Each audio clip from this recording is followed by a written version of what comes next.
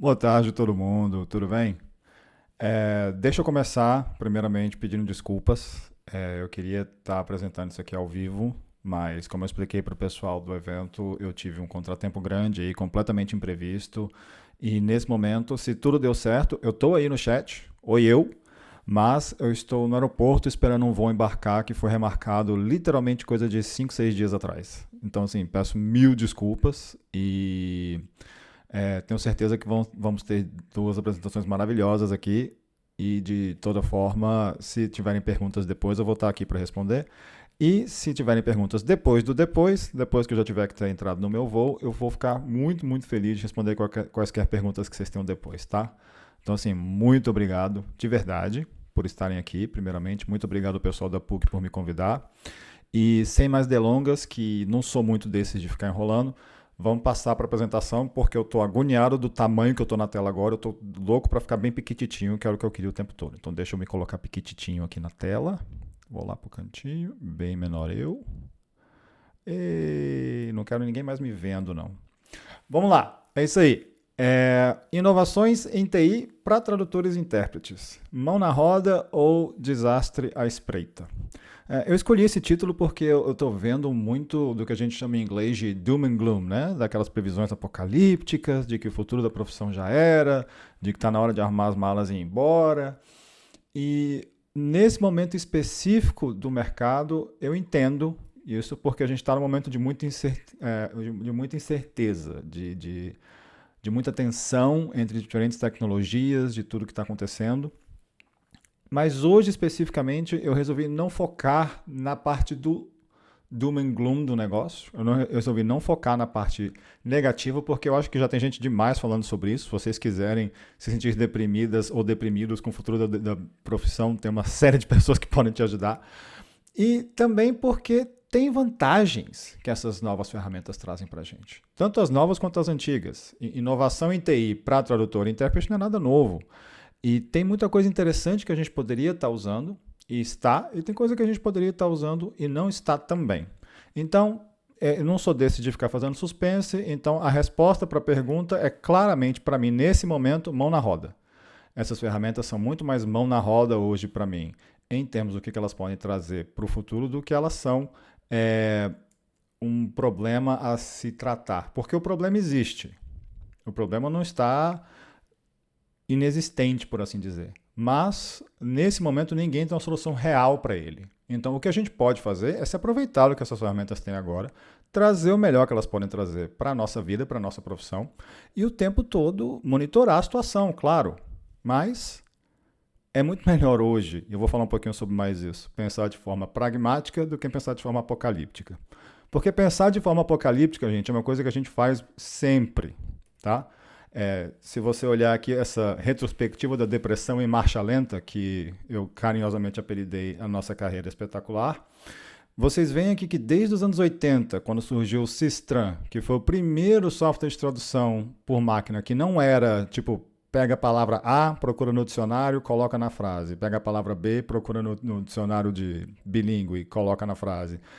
Que era o que tinha até então, as pessoas já alardeavam que a nossa profissão estava com os dias contados, que estávamos fadados ao fracasso, à derrota e à completa destruição de tudo que se faz como tradução, como interpretação e tudo. Com licença. E isso continuou, claro. Nos anos 90 surgiu a internet, que trouxe com ela também, apesar de já terem antes, tá? As primeiras cat tools de um pouco mais de relevância no mercado. E novamente chegou todo o apocalipse, não existiria mais tradução, o mundo acabou, nunca mais faremos nada, etc, etc, etc. Nos anos 2000, nós começamos a ver as primeiras tecnologias de tradução baseadas na nuvem, ou seja, com o potencial dos data centers e das infraestruturas de nuvem muito mais poderosas, cuidando da parte de tradução automática, algo que não se tinha com muita força antes. Saiu a primeira versão do Google Translate 2004, todo mundo achou ridículo. As primeiras traduções do Google Translate realmente eram... O pessoal se lembra como é que era, não vou voltar nisso aqui, porque todo mundo já deve ter ouvido 15 mil piadas do Google Translate, então não deixa pra lá.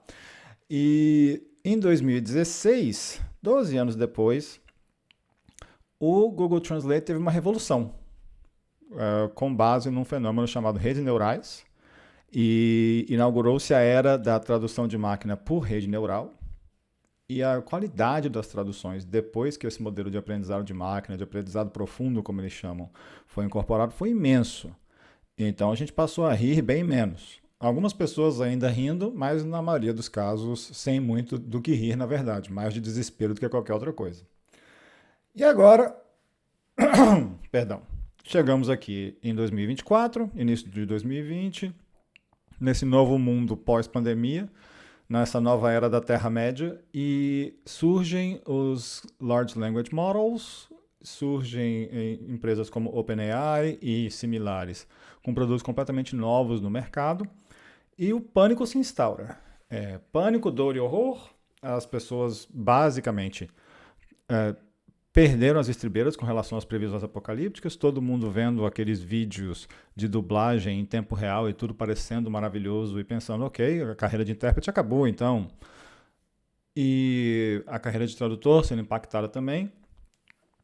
E, gente, eu não estou dizendo que essas tecnologias não tiveram impacto na nossa profissão. Obviamente tiveram. Mas a realidade, apesar das doses cavalares de pânico que a gente está enfrentando aqui hoje, eu adorei esse termômetrozinho com essa pessoa no final, adorei, gente, perdão, eu tive que colocar aqui. Porque é isso que temos aqui ao momento, né? Doses cavalares de pânico e uma realidade que, para ser completamente honesto, não justifica essa quantidade enorme de pânico que eu ando vendo por aí. Eu não acho que a derrocada da nossa profissão seja iminente. Eu também não acho que eu tenha como prever isso com absoluta certeza, porque ninguém tem absoluta certeza disso hoje. Hoje a situação é o que eu chamo de VVOCer, tá? VVOCer é de vamos ver o que rola.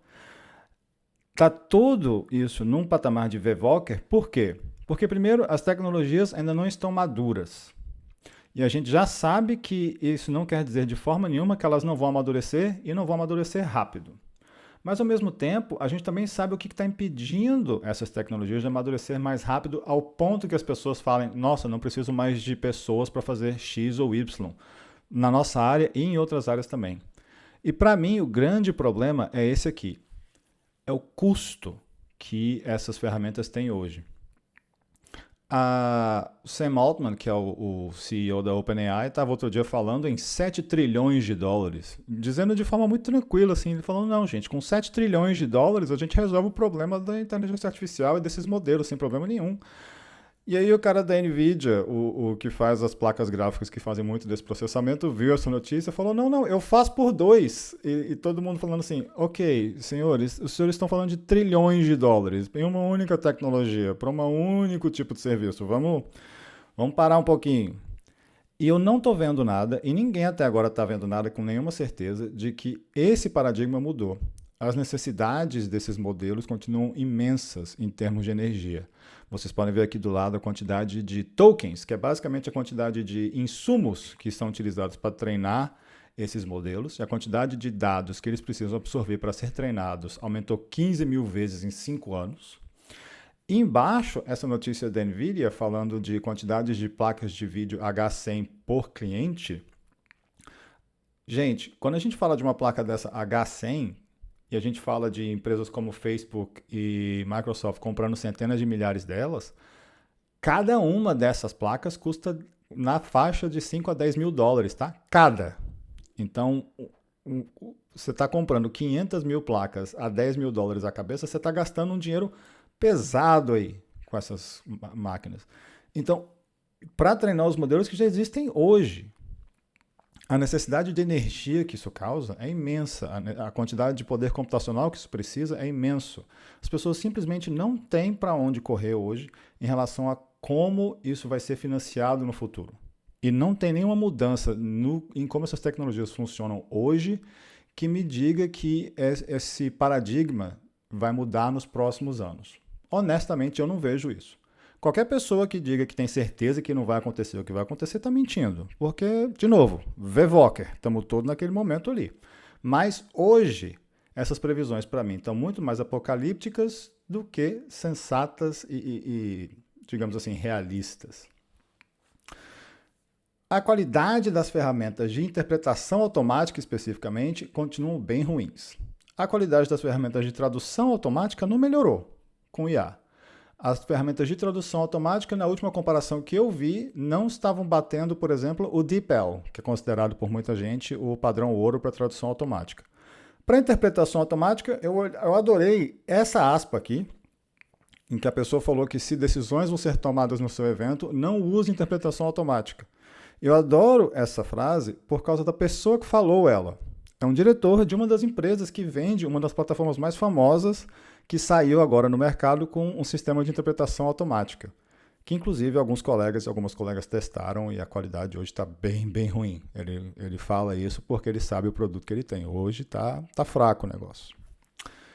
Ok, então do nosso lado temos o dilema. Ou me desespero pensando num futuro que pode, talvez, quem sabe, um dia acontecer e realmente trazer esse apocalipse, ou, como algumas pessoas estão fazendo, indo para o outro extremo, falando, eu só vou sair aceitando tudo quanto é trabalho que aparece na minha frente, e porque eu não sei quando é que os trabalhos vão parar de vir, e vou naquela de jogo na mão de Deus, jogo na mão de qualquer divindade ou força superior a qual você considere que vai cuidar do seu futuro ou que possa ajudar na sua vida. O que eu estou advogando é, por que ficar entre um extremo ou outro? Por que não fazer um pouquinho de cada? Por que não ter um pouquinho de consciência de que realmente tem coisas que a gente precisa monitorar porque tem repercussões importantes para a nossa profissão, mas ao mesmo tempo também tentar tirar o melhor das ferramentas que a gente tem aqui hoje, porque nessa transição, quanto mais escolado nas ferramentas que você tem à sua disposição você está, maiores chances você tem de participar dessa transição de forma que seja útil para você, que você torne o seu trabalho melhor. Porque mesmo que a sua pior concepção de mundo se confirme, no final das contas, realmente esta seja a revolução que levou embora a nossa profissão como ela era, ela vai se tornar uma coisa diferente no futuro. E o que quer que ela seja no futuro, ela vai ser mais útil e mais prática para quem tem algum nível de proficiência nessas ferramentas e também nas ferramentas antigas e pode tirar o máximo de proveito do que essas coisas vão facilitar. Isso para mim é muito óbvio. E é isso que eu vou fazer aqui hoje, gente. Vai ser bem rápido. Eu vou falar de, basicamente, aceleradores de vida, como eu chamo, para tradutores, aceleradores de vidas para intérpretes e depois deixar vocês para fazerem quaisquer perguntas que vocês queiram fazer. Algumas das ferramentas que eu vou mostrar aqui servem para tudo, tá? Servem para tradutores, servem para intérpretes, servem para uma série de outras coisas. O que eu quero ilustrar aqui é como dá para fazer coisas hoje que não dava para fazer há um ano atrás, que te economizam um tempo danado na sua vida, que realmente adiantam sua vida e te tornam mais proficiente em algumas ferramentas, em algumas soluções que podem ser extremamente úteis para vocês no futuro, ok? Então, o que eu prometo? Ferramentas, demos, coisas simples que vocês podem sair daqui para fazer, tá? Especificamente o que eu vou mostrar na tela vão ser coisas para macOS, porque é o que eu uso no meu dia a dia, é a ferramenta que eu estou mais acostumado a usar. Mas para tudo que eu estou mostrando aqui, tem alternativas para Windows, e se eu fiz tudo certo, tem um PDF lindo, sensual, sendo distribuído nesse momento, ou vai ser distribuído logo depois do evento, em que eu coloco nas notas todas as ferramentas que eu utilizei, onde consegui-las, quais são as alternativas para Windows e onde conseguir tutoriais ou explicações mais detalhadas de como usar aquelas ferramentas, ok? Então, para macOS, mas tem link para tudo, então não se preocupe em anotar nada, não precisa ficar tirando foto do computador, porque eu vou dar links para tudo. E mesmo que eu não consiga ficar aqui até o final para ouvir todas as perguntas de vocês, eu vou estar aqui por muito tempo. E mesmo depois da apresentação, eu vou colocar meus dados de contato no final e fico mais que à disposição de qualquer pessoa aqui que tenha mais perguntas sobre as ferramentas que eu vou mostrar. E também, se você tem outras coisas que te causam pânico, dor e horror na sua vida, que você gostaria que fossem mais fáceis e que você queria saber se tem alguma ferramenta nova que pode ajudar, tá? Para tudo aqui, estamos sempre à disposição.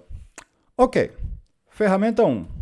Essa aqui é para intérpretes. Eu estou focando mais em interpretação do que em tradução, porque nós temos meu colega maravilhoso que vai falar logo depois sobre ferramentas para tradução especificamente, então eu vou ficar um pouquinho mais focado na interpretação, mas eu vou trazer coisas para tradução também. O que é o Simon Note? O SimonNote é um software que é basicamente um transcritor automático com foco em intérpretes. Aqui eu preciso fazer aquela constante ressalva sobre privacidade. Se o seu evento está protegido por um NDA muito forte, provavelmente você não vai poder usar essa ferramenta aqui. Mas, caso contrário, ela é extremamente útil porque ela permite que você conecte o aplicativo que você está usando para fazer RSI, por exemplo, o Zoom, a esse aplicativo. E com isso ele vai ouvir tudo que o Zoom está soltando de áudio, vai transcrever aquilo na sua frente, nos 2 idiomas que você configurou para ele, como sendo os seus idiomas de trabalho para aquele evento, ou mais, inclusive. E ele tem detecção automática de termos de um glossário seu. Você pode importar um glossário seu para ele. Ele vai detectando conforme esses termos são ditos e coloca a tradução dos termos na sua frente. É coisa linda, gente. Quando a sua política de privacidade ou a política de privacidade do seu cliente permite usar, é coisa linda de Jesus. Deixa eu mostrar ele aqui em ação. Isso aqui eu gravei com a minha esposa, tá? E aí a gente criou um glossário com os termos simples e pedi para ela falar um pouquinho e deliberadamente usar esses termos para vocês verem como que ele funciona na hora que os termos aparecem na transcrição. Vamos lá. Eu estou aqui traduzindo, na verdade, estou revisando um texto que já foi traduzido uns 30 dias atrás, agora chegou a revisão na minha mão. Esqueci de falar, gente, ele detecta números também. Tá vendo o 30 ali em azul? Sempre que ele detecta números, ele destaca eles para que você não perca eles durante a sua interpretação. Olha que coisa espetacular. Ok, continuando. E é sobre ensaios clínicos, todos os procedimentos, e fala um pouco do sistema para organizar tudo. Tem um sistema de monitoramento de farmácias e especificamente sobre o armazenamento de remédios na câmara frigorífica. Fala também das imagens, tem várias imagens, acho que tem 22 imagens em 58 páginas, mostrando exatamente como organizar a câmara frigorífica, o que pode, o que não pode.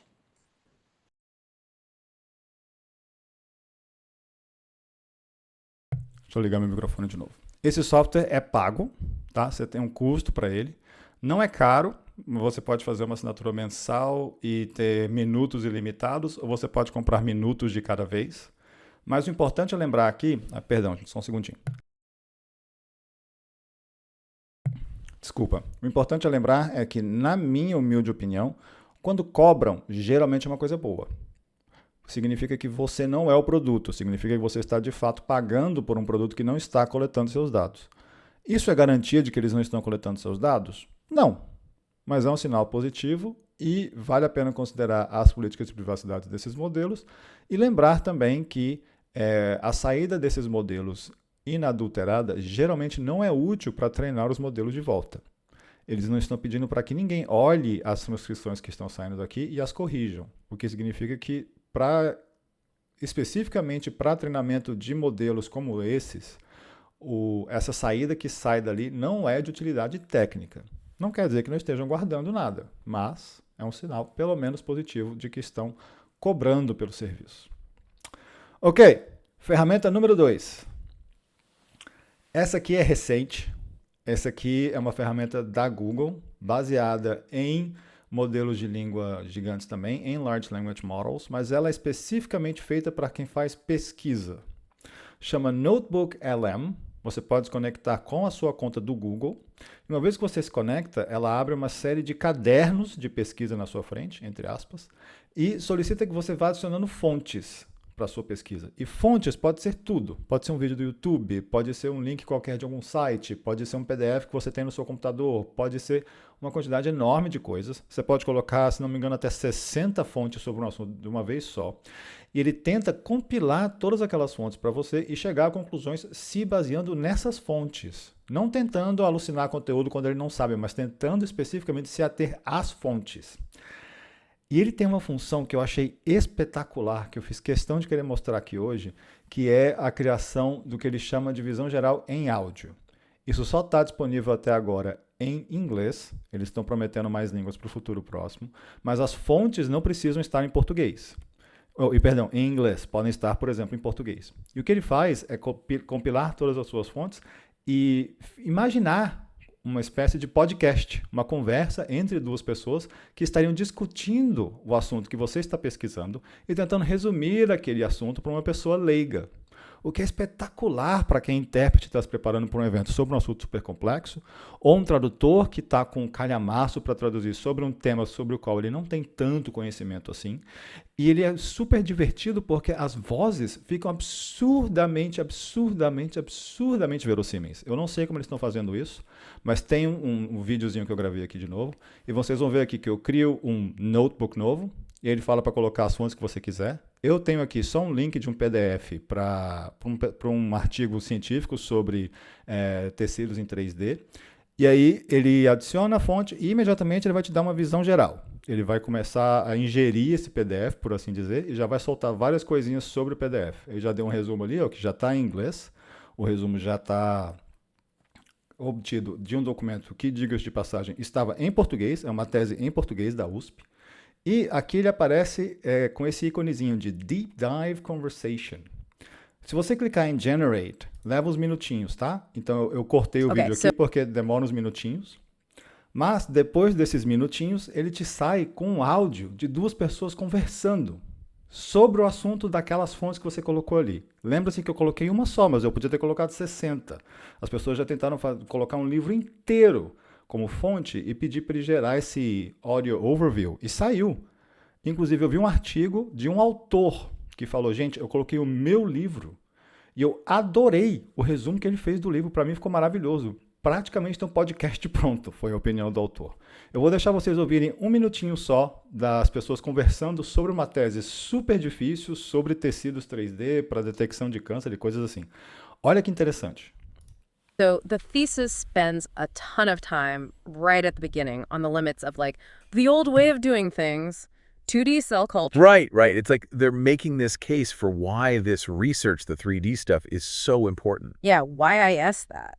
So scientists, we're always trying to create these models, right, to study things. Makes sense. But to really get how tumors behave, especially with drugs and stuff, you need to get as close to real life as possible. Okay, so you're saying growing cells in a flat layer, that's not good enough anymore. Think of it like baking a cake, but instead of a pan, you just spread the batter on a huge cookie sheet. No, okay, big, but... Totally different, right? Oh, absolutely. You're not getting those nice fluffy layers. Exactly. Ok, eu peço perdão para quem não fala inglês, mas para dar um resumo rápido, eles fizeram um resuminho no estilo podcast e o estilo conversacional dos dois é espetacular. Eles trocam piadinhas, eles fazem anedotas, eles usam metáforas para explicar o processo, eles comparam o processo de fazer uma cultura em 3D com o processo de fazer um bolo numa forma mais alta ao invés de fazer numa forminha de biscoito. Por que um bolo que sai numa forma mais alta é melhor? Porque tem aquela camada extra de fofura, por assim dizer, o bolo fica mais fofinho. Assim, espetacular. Criado a partir da sua fonte, ou das suas fontes, como eu disse, ele aceita até 60, e uma fonte espetacular de pesquisa para quem quer aprender mais sobre um assunto de forma rápida. De graça, tá, gente? Isso aqui é de graça. De novo, todas as questões sobre privacidade se aplicam, tem que olhar a política de privacidade do Google, tem como você usar essas coisas com mais privacidade e menos, mas para as coisas que você pode fazer pesquisa com alguma abertura a mais, espetacular. Isso aqui é novíssimo, esse negócio é essa semana que saiu. Eu fiz questão de incluir porque assim, eu achei lindo, achei espetacular. Ok, esse próximo é um que eu uso todo santo dia na minha vida. Todo santo dia na minha vida. E me ajuda a economizar um tempo enorme. Eu chamo de combo de IA porque eu uso uma ferramenta de IA e pego a saída dela, coloco em outra ferramenta de IA e falo, conserta isso aí para mim. E aí uma pega a saída da outra, conserta, e dessas duas ferramentas de IA juntas sai alguma coisa maravilhosa, pelo menos para mim. Então, o exemplo que eu vou dar aqui é um exemplo que tradutores principalmente lidam muito, mas intérpretes também lidam muito às vezes quando precisam se preparar para certos eventos. Você recebeu um PowerPoint, por exemplo, e o PowerPoint está todo editável, todo lindo, toda coisa linda de Jesus. Aí tem 5 tabelas que o cliente precisa que você converta. Ele fala, não, eu preciso dessas tabelas, mas a pessoa, em vez de colocar como tabela do PowerPoint, pegou uma tabela do Word ou do Excel que seja, fez uma captura de tela e colou lá como uma figura. Aí você fala, saco. Aí você vai lá e você cobra do cliente, claro, porque eu tenho certeza que ninguém aqui faria isso de graça, porque somos espertos. Você cobra um tempo a mais do cliente e você vai lá e recria manualmente aquelas tabelas. Ou você usa um software como EBI para tentar fazer um OCR e aquela formatação de zona como tabela, não sei o quê. Eu uso o EBI bastante, mas a gente sabe que esse processo às vezes leva um tempo. Você precisa abrir o EBI, importar, não sei o quê, reconhecer, corrigir, exportar, tarará. Eu vou mostrar uma forma alternativa de fazer isso que usa 2 softwares. Um se chama Shotter, S-H-O-T-T-R. Esse é específico para macOS, mas ele tem o equivalente no Windows que está como parte dos PowerToys, que é uma suite de várias utilidades super interessantes para o Windows. Tá? De novo, não é YouTube, mas links na descrição do PDF, que eu tenho certeza que eu já terminei, porque aqui onde eu estou gravando isso não está pronto ainda, mas vai estar pronto no dia da apresentação, eu tenho certeza, porque eu confio em mim. Vamos lá. E essa ferramenta, além de ser uma ferramenta de captura de tela normal, de tirar print basicamente, ela tem uma função de OCR instantâneo. Você tem um atalho de teclado, qualquer lugar do sistema que você apertar esse atalho de teclado, vira aquela cruzinha seletora de área, você seleciona uma área com aquele cursor em cruzinha e o que está ali é automaticamente OCRizado e transformado em texto. Só que para tabela não ajuda muito, né? Porque quando você pega uma tabela, o texto que sai da tabela de um OCR sai todo sem nenhuma das configurações. E aí que entra o ChatGPT. Ou outros chatbots que você preferir usar. Tem vários, tá? Claro. Eles são excelentes para fazer esse tipo de coisa funcionar. Então, no meu exemplo aqui, eu vou colocar o vídeo para rodar agora, que os deuses do vídeo não... Aí. Eu estou usando um slide do Amerivox, tá? Que é o grupo de prática deliberada que eu... Opa, deixa eu voltar um pouquinho, porque eu preciso fazer um jabá do Amerivox antes de dar play. O Amerivox é um grupo de prática deliberada que a gente trabalha todo mês com intérpretes que querem praticar e a gente faz o pareamento dos intérpretes. Inclusive, a gente acabou de fazer o pareamento da sessão que vai acontecer amanhã. Então, para quem quiser participar do Amerivox como intérprete e quiser praticar, é só entrar em contato, tem as minhas informações no final. A gente adora coleguinhas que gostam de prática deliberada. Inclusive, a gente ajuda coleguinhas a encontrarem pares para praticarem juntos. Quem não tem com quem praticar, como a gente recomenda muito a prática deliberada em pares, a gente faz todo um processo de encontrar pessoas para praticar com você. Então, quem quiser praticar como intérprete aí, fica chamado. Pronto, ok, jabá feito, vamos ver o vídeo. Imagina que essa era uma tabela que não tivesse editável. No caso tá, porque a gente é do Amerivox, a gente faz as coisas direitinho, tá? Mas imagina que não fosse uma tabela editável.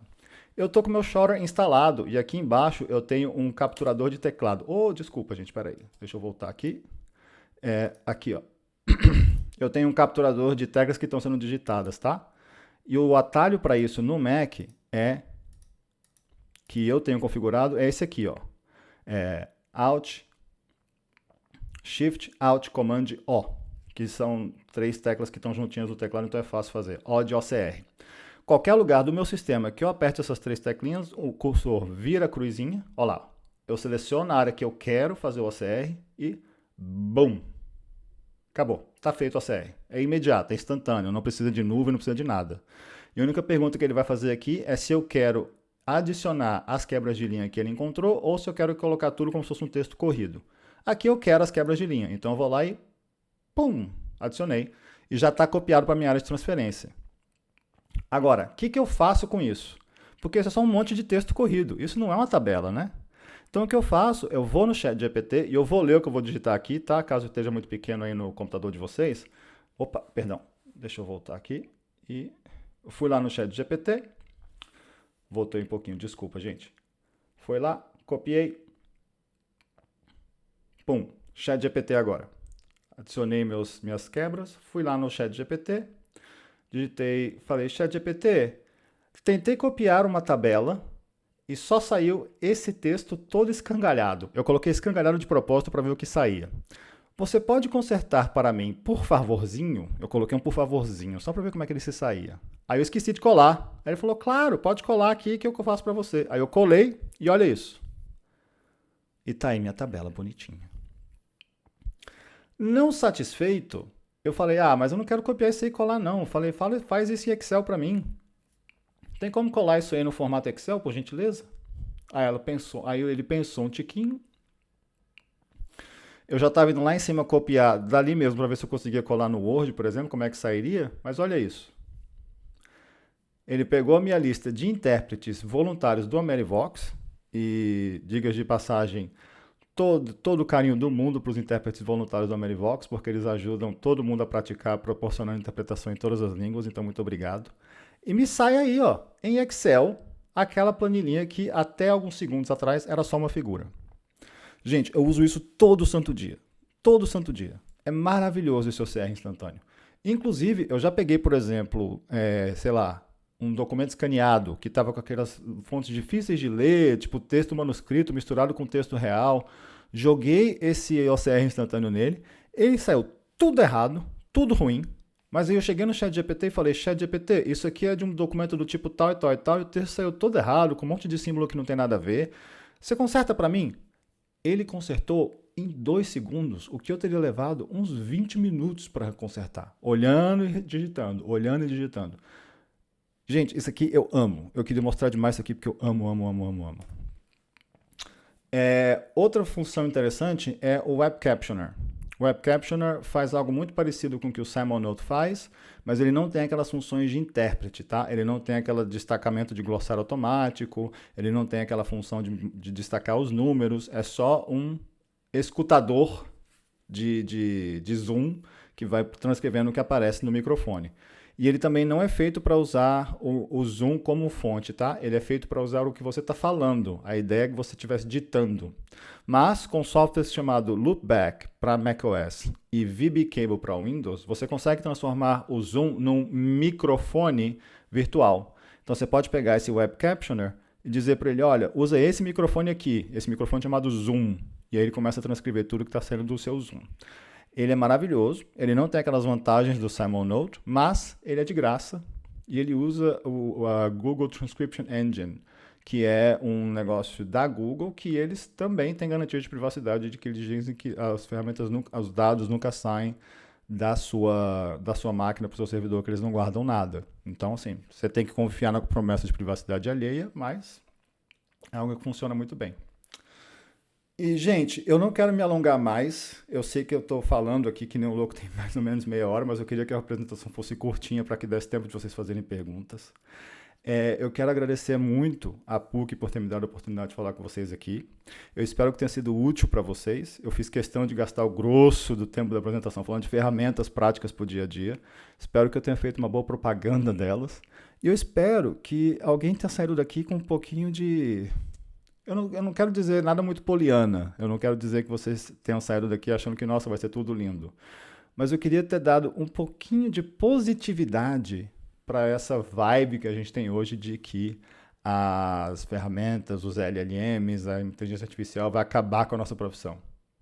Eu acho que antes de chegar lá, a gente vai ter ferramentas bem úteis para que a gente consiga tirar um pouco mais do que a gente já faz hoje. Mesmo que, num futuro, que eu considero que ainda está um pouco distante, a gente nunca mais faça o que a gente faz hoje da forma que a gente faz hoje. Tá bom? Gente, muito obrigado, um abraço e até a próxima.